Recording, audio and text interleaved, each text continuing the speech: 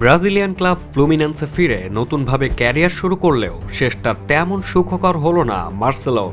গত নভেম্বরে গ্রেমিওর বিপক্ষে ম্যাচে বদলি হিসেবে নামার আগে কোচ মানো মেনেজেসের সঙ্গে তুমুল বিরোধে জড়িয়ে পড়েন ৩৬ বছর বয়সী এই রিয়াল মাদ্রিদ কিংবদন্তি। সাইডলাইনে দাঁড়িয়ে থাকা কোচের কাঁধে হাত রেখে কিছু বলার পরই ক্ষেপে যান মেনেজেস। প্রকাশ্যে ধাক্কা দিয়ে সরিয়ে দেন মার্সেলোকে এবং অন্য এক খেলোয়াড়কে মাঠে পাঠান।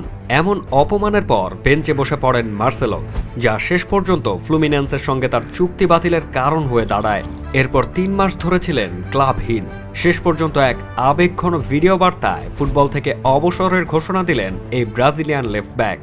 দীর্ঘ ১৫ বছরের রিয়াল ক্যারিয়ারে ৫টি চ্যাম্পিয়ন্স লিগ ও ৬টি লা লিগা সহ ২৫টি শিরোপা জিতেছেন। একসময় ছিলেন ক্লাবের সবচেয়ে বেশি ট্রফি জয়ী খেলোয়াড়ও। তবে জাতীয় দলে তার বড় কোনো অর্জন নেই। ২০১৩ সালে কনফেডারেশনস কাপই একমাত্র সাফল্য। ক্যারিয়ারের শেষ প্রান্তে এসে ক্লাবের কোচের সঙ্গে বিরোধী যেন তার ফুটবল অধ্যায়ের শেষ টেনে দিল। বিদায়ের ঘোষণা দিয়ে মার্সেলো বলেন, খেলোয়াড় হিসেবে আমার গল্প এখানেই শেষ, তবে ফুটবলের জন্য দেওয়ার মতো অনেক কিছুই আমার মধ্যে আছে। একজন কিংবদন্তির বিদায়, তবে বিতর্ক যেন তাকে শেষ দিন পর্যন্ত ছাড়ল না।